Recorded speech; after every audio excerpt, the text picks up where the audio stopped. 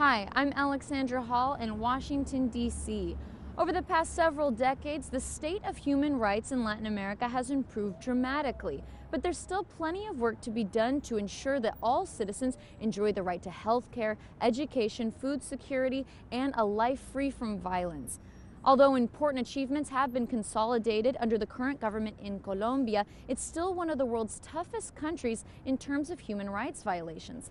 According to the latest reports, human rights activists in Colombia have experienced nearly 200 attacks in 2014 alone. Human rights violations continue to be a concern for UN representatives in Colombia. The organization has registered assassinations, threats, and attacks against people engaged in defending the rights of their communities. La situación de los defensores de derechos humanos, la situación de los líderes sociales, la situación de los reclamantes de tierra.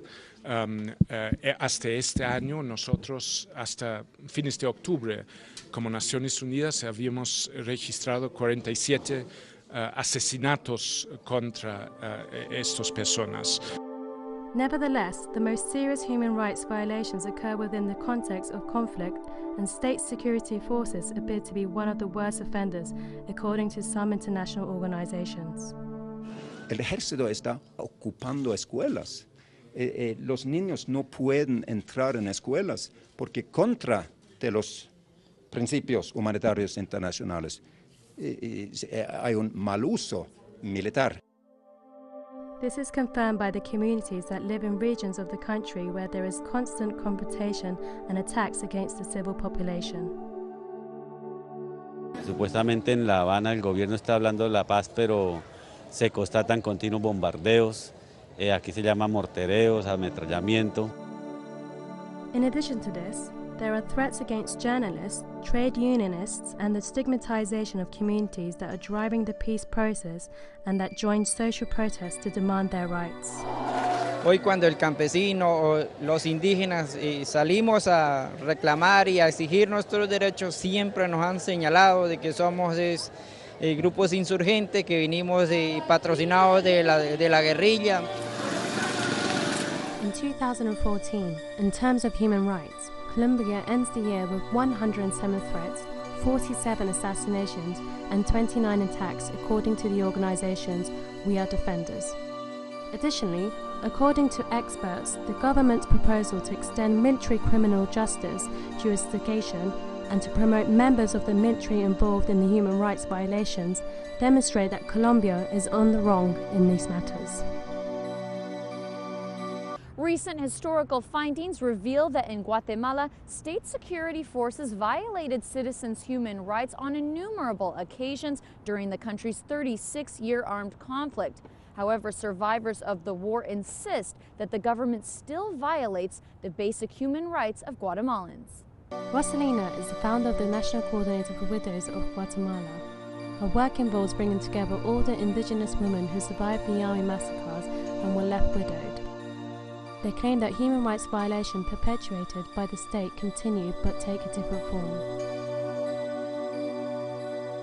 Hoy en día está afectando mucho más la criminalización política y la criminalización legal. Hoy muchos liderazgos tienen demandas judiciales, otros han sido ya condenados injustamente. The rights to protest and to organize the people's right to defend their land are some of the guarantees that have been repressed by recent governments in the country. Social collectives that claim all those who resisted projects of transnational companies are seen by security forces as the enemy. Represiva, que judicializa la protesta social. Entonces el Estado está defendiendo derechos de las inversiones, por ejemplo, negando derechos a comunidades. Just this year, the current government repressed the Lipuya resistance on outside a mining project and installed a lockdown in San Juan Zacatepec, where the local people were opposed to a cement plant. Despite allegations of abuses perpetuated by the state, none have reached trial. Hay un factor que es la impunidad. Es decir, ese factor es vaso comunicante o el hilo conductor entre el pasado y el presente. The Human Rights Defenders Unit reports 766 allegations of attacks against activists during the course of this year, the majority of which are related to defense of land and natural resources. The Bolivarian Constitution of Venezuela of 1999 laid the foundation for a social transformation experienced by citizens for the past 15 years. It specifies that life, freedom, justice, and equality are the essential values that inform public policy, and it also guarantees the protection of human rights of millions of Venezuelans. Our correspondent Ángel Cedeño has more. Extreme poverty is one of the greatest injustices against human beings. For the missionaries of the Francisco de Miranda Front, it is also a crime that has been inherited from the right-wing governments that has affected more than 60% of the Venezuelan population. That is why they have joined a training program launched by the government to provide assistance to families living in conditions of extreme poverty. Hemos recibido mucho apoyo, tanto como la salud, la educación y también la seguridad que nos está protegiendo también. Y bueno, gracias por todo eso, a ustedes, al comandante. Going house to house, each family needs are studied. The family then receives comprehensive assistance at the socialist mission hubs that are located within the community. It is a program that aims to manage the social missions created in the revolution so that they can have a greater impact on comprehensive human development such as health, education, culture, nutrition and sport. Estas bases de misiones va a consolidar la atención de que esta gente esté bien atendida, o sea, darle una mayor calidad de vida, ¿entienden? No necesitan bajar hasta allá para atenderlo. Por ejemplo, aquí hay un médico cubano, aquí está la Misión Cultura, aquí le estamos dando la atención. It is an assistance that brings with it the opportunity of employment, the substitution of shacks for decent housing. This is why the Venezuelan government proposes to reduce extreme poverty from 5.5% to 0 in 2019. De esta manera, Venezuela busca garantizar los derechos fundamentales de su población. Un país que, de acuerdo con la Organización de las Naciones Unidas para la Alimentación, es uno de los que más ha avanzado en el mundo en la erradicación del hambre.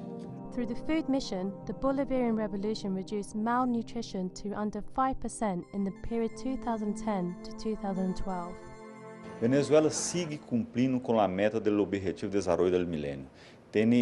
O número de pessoas com hambre no país está abaixo de 5%. Esse é um logro muito importante, porque Venezuela tinha mais de 4 milhões de pessoas com hambre e hoje logrou uma condição muito boa do ponto de vista da erradicação do hambre.